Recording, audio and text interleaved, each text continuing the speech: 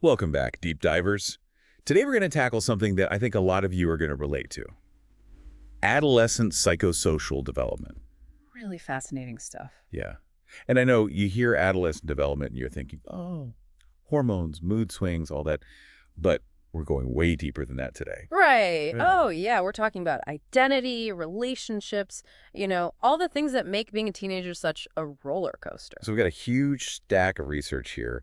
And to really get into this, we got to start with the classic question, who am I? Right. Which brings us to Erikson's theory of identity versus role confusion. Yeah, that's a great place to start. Erikson basically nailed it when he said that figuring out who you are is like the biggest challenge teenagers face. They're trying to figure out their values, beliefs, what they want to do with their lives. All while the world's like constantly changing around them. Exactly. It's like trying to build a house on shifting sand. And the research actually says that this whole search for identity can lead teens to try on different personas, almost like they're actors trying out for different roles. Oh, absolutely. And you know what makes it even more complex these days? What's that? Social media. Ah, yeah. It adds a whole other layer to the who am I question, because now it's not just who you are in person, but who you are online. It's like you've got this online identity that you have to manage as well. Exactly. And that can be super overwhelming for teens. So where do they even begin with all of this? Well, James Marcia, a developmental psychologist, he took Erikson's ideas and kind of expanded on them. He came up with these 4 identity statuses. Okay, I love a good framework, so break it down for us. All right, so you've got role confusion, foreclosure, moratorium, and achievement. And it's not like a straight line. Teens can kind of bounce between these statuses as they figure things out. Give us some examples, though, for our listeners who maybe aren't familiar with all the psych terms. Okay, let's start with role confusion. Imagine that character from Euphoria, the one who's constantly changing their look, trying to fit in with different groups. Okay. That's classic role confusion. They haven't figured out what they believe in or what they want, so they're just kind of floating around trying to find where they belong. Got it. What about foreclosure? Foreclosure is kind of like taking the easy way out. It's accepting an identity without really questioning it.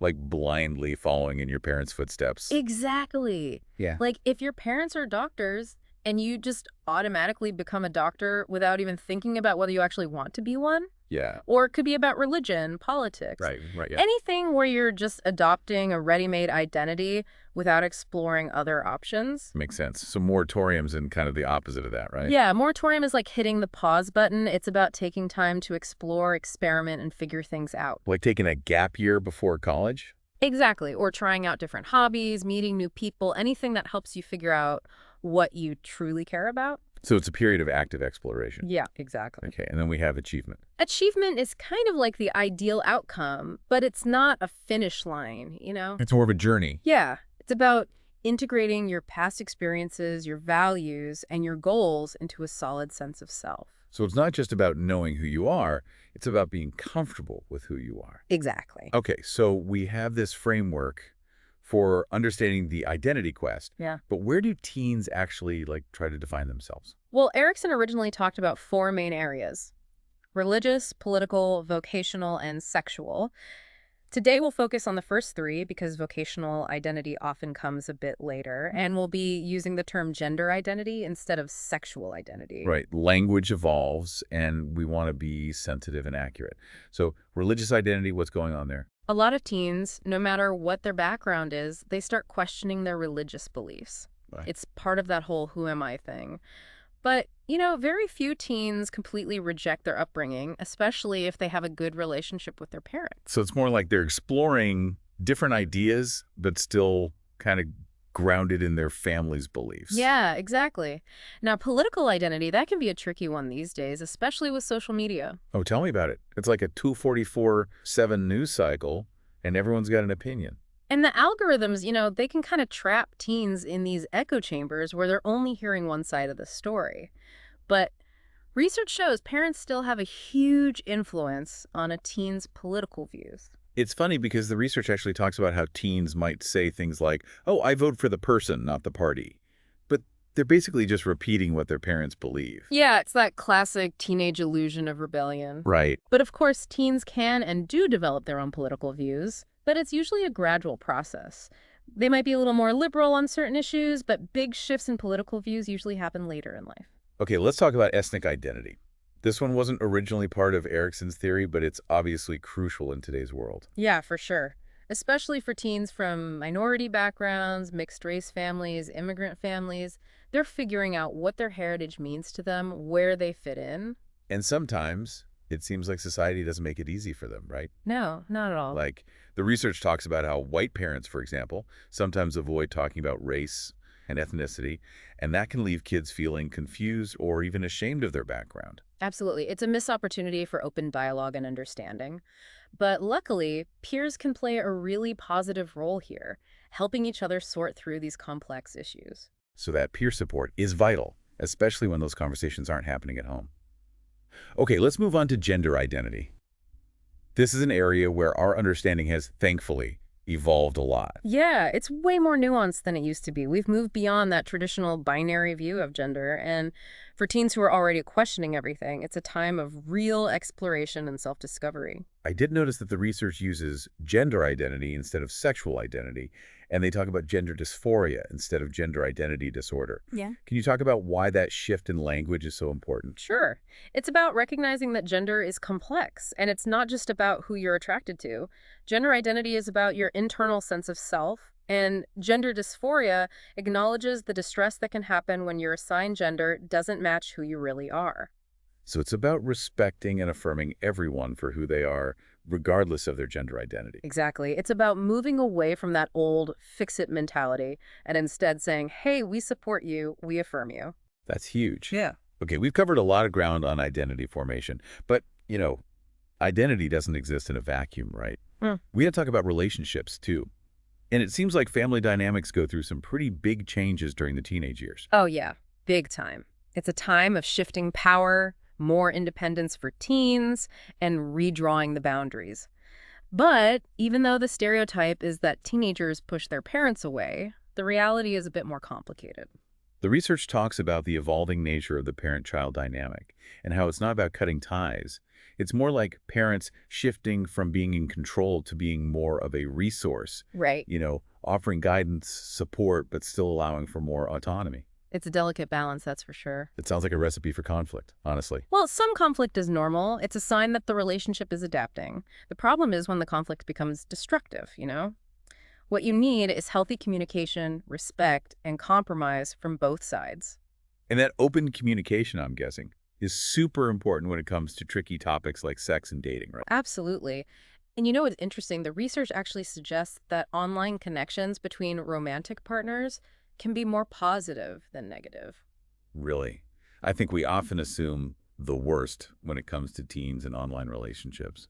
Yeah, and there's definitely risks, but it's not all bad. It can be a source of support and validation for teens, too. Okay, so we've talked about how the parent-child relationship evolves, but parents aren't the only important people in a teenager's life, right? There's the whole peer group thing, and that seems pretty powerful. Oh, yeah. The peer group is huge during adolescence. It's about belonging, finding your place in the social hierarchy, getting validation from people your own age. But it's not always positive, right? There's the whole deviancy training thing where peer pressure leads teens to do things they wouldn't normally do. Right. But it's important to remember that peer influence can be positive, too.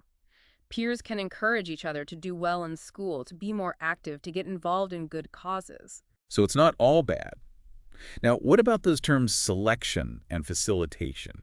Can you explain what those mean in this context? Sure, selection just means that teens choose their friends, and they tend to choose friends who are similar to them. So it's not always a case of bad kids corrupting good kids. Exactly. It's more like birds of a feather flock together. Yeah. And then facilitation means that friends make it easier to do certain things, whether it's good or bad. Like, you're more likely to try a new sport if your friend is doing it with you. Yeah, makes sense. It's that whole power of social support. Exactly. Okay, we've talked about parents, peers. Now we have to talk about romantic relationships.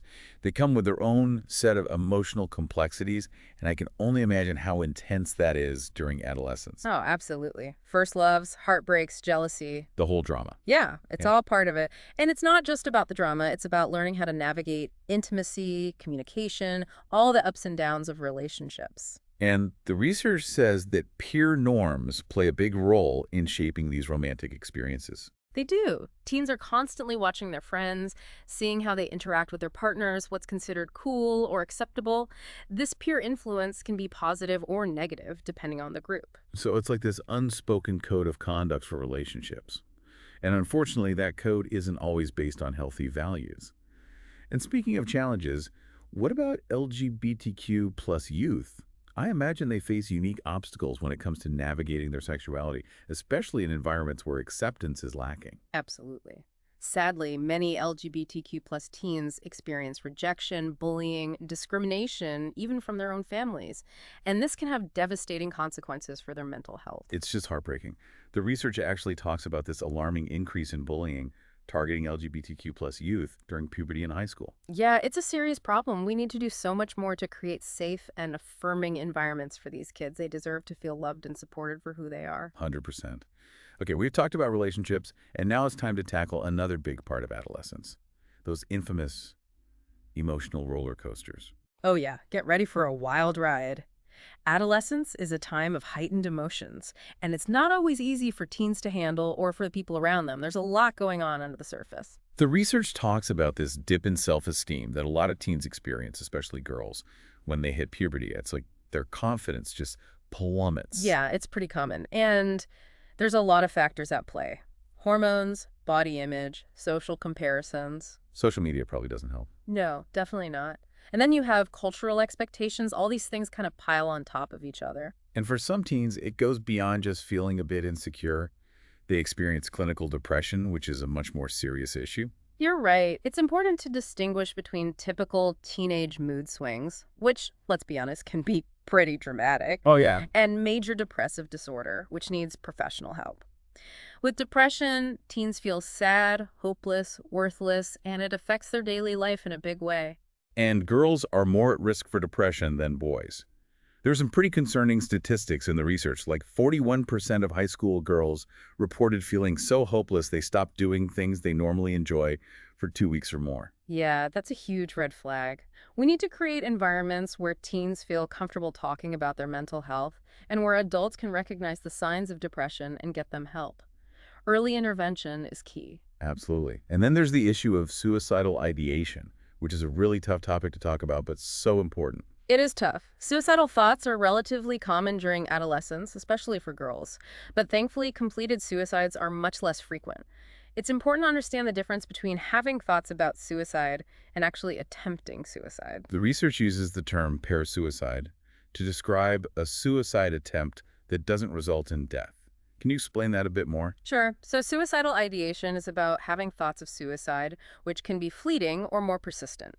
Parasuicide is when someone takes actions that could have been lethal, but for whatever reason, they don't die. So even if it wasn't successful, it's still a serious cry for help. Absolutely. And it's crucial to get professional help immediately. If you or someone you know is struggling with these thoughts, there's always hope, even when things feel really dark. Thank you for emphasizing that. Okay, let's switch gears a bit, although I have a feeling this next topic might be just as emotionally charged. We're talking about anger and delinquency. The research says that externalizing behaviors like breaking rules and being defiant are more common during adolescence, especially for boys. Yeah, that's true. And while some level of rebellion is kind of expected during the teenage years, they're testing boundaries, trying to figure out who they are, it's important to recognize when that behavior crosses the line into delinquency. It's interesting, the research actually mentions Anna Freud's perspective on this. She believed that teenage rebellion is actually a good thing. She called it welcome, beneficial, even inevitable. It's a good point, right? Some defiance can be healthy. It's about finding your voice, questioning the status quo. But of course, there's a limit. I think there's a big difference between, like, dyeing your hair a crazy color and, getting involved in serious criminal activity. For sure. When defiance turns into criminal activity, that's when it becomes a problem. Now, breaking the law is statistically more common during adolescence than at any other point in life, but most teens who get into trouble are what we call adolescence-limited offenders. So they experiment with rule breaking, but they eventually grow out of it. Exactly. Thank goodness. What about the teens who don't grow out of it? The ones who continue to break the law into adulthood? That's a smaller group, but it is a serious concern. They're called life course persistent offenders, and their criminal behavior often stems from a more complicated combination of, like, neurological vulnerabilities, and environmental factors. Okay, so let's talk about a topic that often goes hand in hand with delinquency: drug use and abuse. It's a topic that seems to generate a lot of debate, especially when it comes to teens.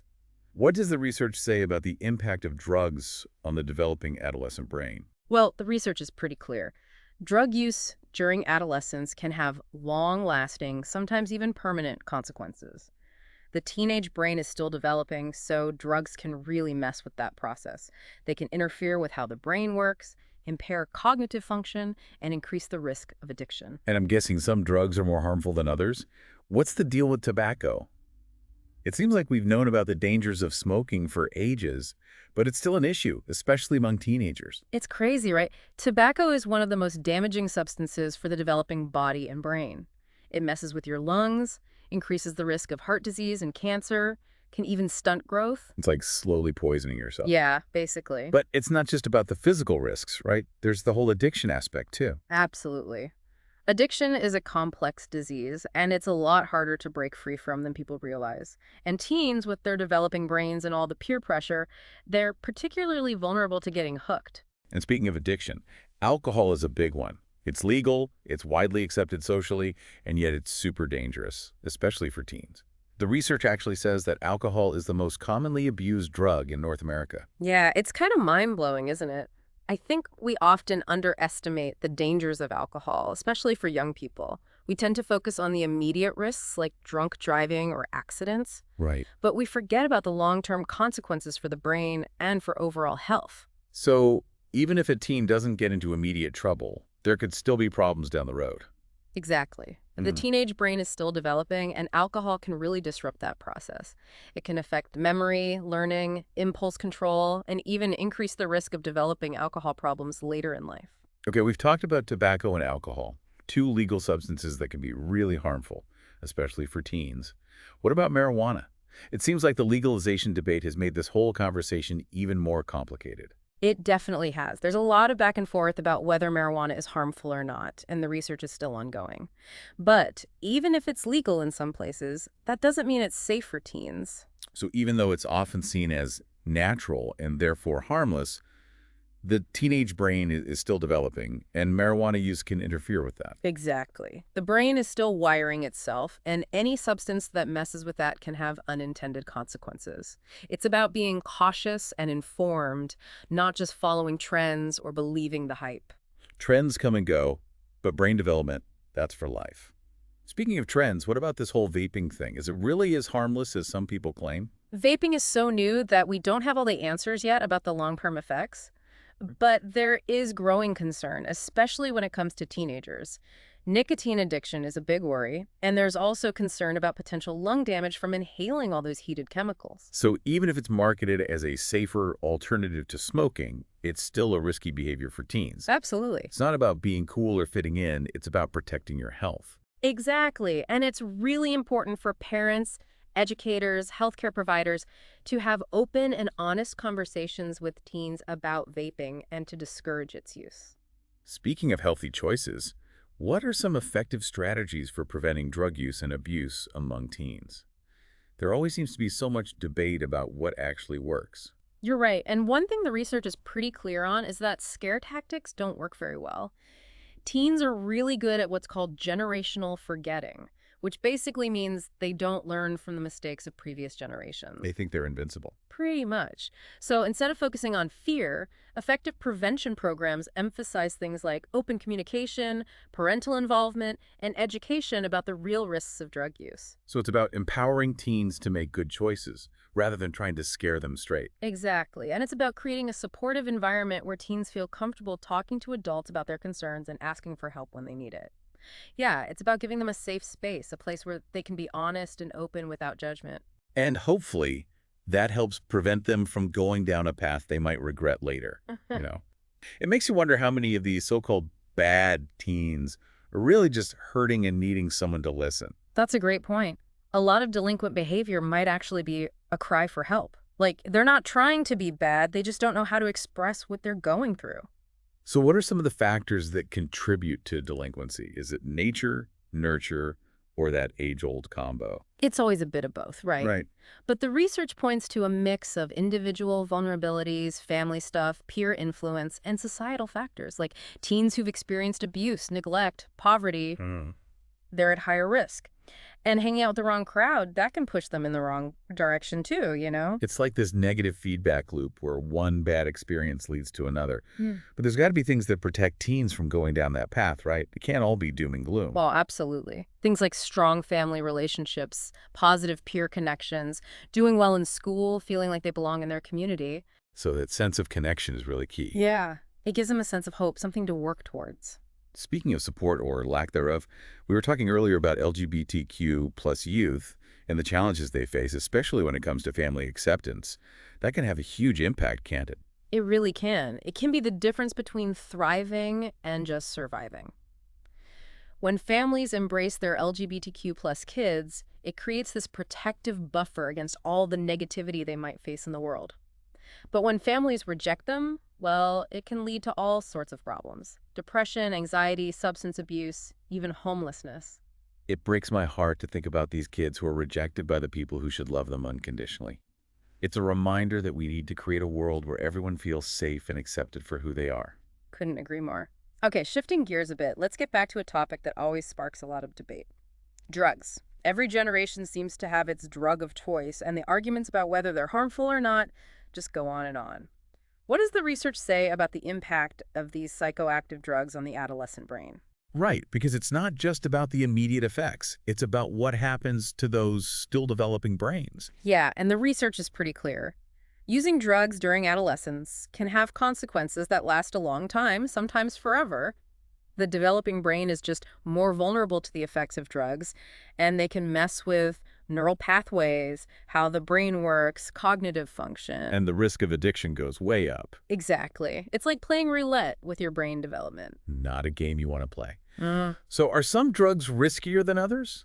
Like, what about tobacco? I feel like we've been hearing about the dangers of smoking forever, but it's still around, and teens are still getting hooked. It's crazy, right? How tobacco still has this hold on people even after all we know about how bad it is. And for teenagers, it's especially bad because their bodies and brains are still growing. Tobacco messes up your lungs, it increases the risk of all these horrible diseases like heart disease, cancer. And it can even stunt your growth, right? Yeah, exactly. It's like you're deliberately poisoning yourself, little by little. Pretty much. But it's not just about the physical risks. There's the whole addiction piece, too. That's true. Addiction isn't just a bad habit, it's a disease, and it's tough to break free from. Absolutely. In teens, they're more likely to get addicted because their brains aren't fully developed, and there's all that peer pressure to contend with. Okay, so we've got tobacco. What about alcohol? It's legal, it's everywhere, but it's also a big problem, especially for young people. The research says alcohol is the most commonly abused drug in North America, which is kind of shocking when you think about it. I mean, it's so readily available. Yeah. It shows how we don't take alcohol seriously enough, especially when it comes to teenagers. We tend to focus on those immediate dangers, drunk driving, accidents. Risky behavior. Exactly. But we don't always think about the long-term effects on their brains and health. So even if they manage to avoid those immediate dangers, they're still setting themselves up for problems down the line. Yeah, it's like a ticking time bomb. Huh. Alcohol can really mess with brain development, memory, learning, impulse control, all that. And it increases their risk of developing alcohol problems later in life, too. Okay, well, we've covered tobacco, alcohol. What about marijuana? It seems like the legalization debate has made this a really confusing topic, especially for parents. Oh, definitely. There's so much conflicting information out there, it's tough to know what's true and what's not. Some people say marijuana is harmless, especially compared to things like alcohol and tobacco. But research shows that if teens use marijuana regularly, it can have negative effects on their brains and how well they think. So even if it's legal, that doesn't make it okay for teenagers. Nope. The message isn't go ahead and smoke pot. It's more like proceed with caution. Exactly. Teenagers' brains are still developing, and anything that messes with brain chemistry can have unintended consequences. It's about being informed and making smart choices, not just going with what's trendy or what everyone else is doing. Trends come and go, but brain development, that's forever. Okay, let's talk about the new kid on the block, vaping. Is it really as harmless as some people say, or is it just another way to get hooked on nicotine? Well, vaping's so new, we're still figuring out the long-term effects, but people are worried, especially about teens. Nicotine addiction is a big concern, and there's a chance it could damage their lungs. So even if it's marketed as this safer option compared to cigarettes, it's still not a risk worth taking for teenagers, right? Exactly. It's about protecting your health, not about trying to be cool or fit in. Right. Speaking of healthy choices, what can parents do to help prevent their kids from using drugs? Is it all about just say no, or are there more effective strategies? Just say no doesn't really work that well, especially not with teenagers. Yeah, I can imagine. They tune it out. They probably roll their eyes and think, yeah, all right, whatever. Exactly. So instead of focusing on that, effective programs focus on things like open and honest communication. Makes sense. Creating that environment where kids feel comfortable talking to their parents about their worries and asking questions. So less lecturing, more listening. Yeah, and it's about setting clear boundaries and expectations. Teenagers need structure, even if they don't act like it. So being a guide, not a dictator. You got it. And you know what else is super important? Being a good example. Kids pick up on what they see, so if parents are making healthy choices, like not drinking too much, it sends a powerful message. Actions speak louder than words. Exactly. Now, another thing that often gets overlooked is fostering resilience. Resilience, That's okay. right. So what is that exactly? And how do we help teens build resilience? Resilience is about being able to bounce back from tough stuff. Okay. Being able to handle stress, problems, peer pressure, all those things that might lead a teen to use drugs. And it's something that can be taught and strengthened. We can help them develop those coping skills, problem-solving abilities, that sense of, hey, I can handle this. So they feel confident in their ability to deal with whatever life throws at them. It's giving them the tools and the belief that they can get through tough times without turning to drugs. And this makes me think about the connection between drug use and mental health. We were talking about depression and anxiety earlier. Is there a link between those struggles and substance abuse? Oh, yeah, definitely. There's a strong connection. Teenagers who are struggling with their mental health, they're more likely to self-medicate with drugs or alcohol. To numb the pain, escape reality, all that. Yeah. So it's not enough to just focus on the substance abuse. You have to deal with the underlying mental health issues, too. It's about treating the whole person, not just the symptoms. Right. And this whole conversation about drug use reminds me of something we discussed earlier about those adolescence limited offenders versus the life course persistent offenders. How does that apply to drug use? Yeah, good point. I remember that distinction. So are there teens who experiment with drugs but then stop as they mature?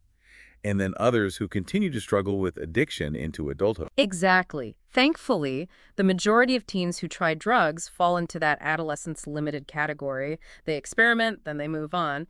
But there are those who keep struggling, and those are the ones we really worry about. So how do we know which teens are more likely to develop serious drug problems? Are there warning signs to look out for? There are some risk factors, like if there's a family history of addiction, if they start using drugs early, if they have mental health problems or have experienced trauma, or if they lack social support. Those are all red flags. It's not about labeling kids. It's about recognizing the risks so we can intervene and help them. Exactly. Early intervention is so important. The sooner we can address the underlying issues, the better the chances of preventing those long-term problems. And speaking of interventions, there's a fascinating study mentioned in the research that I want to talk about. It looked at African-American boys in rural Georgia, Okay. a community, with a lot of social and economic challenges. And the researchers, they wanted to see if they could make a difference, like reduce risky behaviors. Risky behaviors like what? Things like early sexual activity, alcohol use, smoking. And they designed this program, worked with the boys and their parents. So it was family-based intervention. Exactly. They had over 600 parent-son pairs, and they split them into two groups. One got the intervention, the other didn't. The classic control group. Makes sense. So what did this program actually involve? It was a series of sessions, like 7 of them, each one for 2 hours, and they covered a lot of ground. Building those parent-child bonds, teaching communication skills, talking about racial pride. Pretty comprehensive. Yeah, and they talked about the dangers of drugs, of course. So the big question is, did it work? Right. What were the results? Well, initially, the results were kind of mixed. There were some decreases in those risky behaviors, but not as big as they hoped. So not a total failure, but not a slam dunk either. Exactly. But here's the twist. Later on, they found out that the program's effectiveness actually depended on the boys' genes. Hold on, wait. Their genes? You're saying their DNA influenced whether the program worked or not. Yeah, they found a specific gene variant that made some boys more susceptible to negative environmental influences. So those boys were more likely to engage in those risky behaviors because of their genes. Kind of a predisposition. It wasn't just the genes, though, it was the combination of the genes and the environment. For those boys with that specific gene, the program made a huge difference. It gave them the support they needed to overcome that genetic vulnerability. Wow. So it's like proof that even when there's a genetic risk, a nurturing environment can change the outcome. Exactly. It really shows how important it is to look at the whole picture, you know? It's biology, psychology, social factors, all of it. It's never just one thing. It's about recognizing that each teen is different and finding the right support for their individual needs. Yeah. Okay, before we wrap things up, I wanted to circle back to something we talked about earlier, parental monitoring. We were saying how it can be helpful, but only when it comes from a good place, right? Like warmth and support, not control and suspicion. Yeah, there's a fine line. And the research on this is fascinating. Like, one study found that when parents are super controlling, their teens are more likely to have anxiety and depression. Crazy. Yeah. And for boys specifically, having a really controlling father was linked to more substance abuse problems. So it's about being involved in your kid's life without hovering over them all the time. Finding that balance, giving them space to grow, but being there if they need you. And, you know, this whole thing about parental monitoring makes me think about cultural differences in parenting. The research talks about familism. Right, familism. It's that idea that family comes first, above individual needs. Exactly. And in cultures where familism is strong, teens might have less freedom, more parental control, which isn't necessarily good or bad. It's just different. It's just about understanding those cultural nuances and respecting different parenting styles. Yeah. There's no one right way to raise a teenager. Absolutely. So, to wrap up this deep dive into adolescent development, I want to leave our listeners with a question to ponder. We've talked about the challenges teens face, but also their incredible potential, their resilience. So here's the question. How can we, as a society, create environments that nurture that potential, that help teenagers thrive and become the best versions of themselves? That's a great question and a challenge for all of us. Yeah. Parents, educators, policymakers, everyone. We need to create a world where teens feel valued, respected, empowered to reach their full potential. It's been a fascinating conversation. I hope our listeners learned something new about this often misunderstood stage of life. Me too. And just remember, adolescence is a journey, not a destination. With the right support, teens can navigate those ups and downs and become amazing adults. Couldn't have said it better myself. That's all the time we have for today, Deep Divers. Until next time, keep exploring.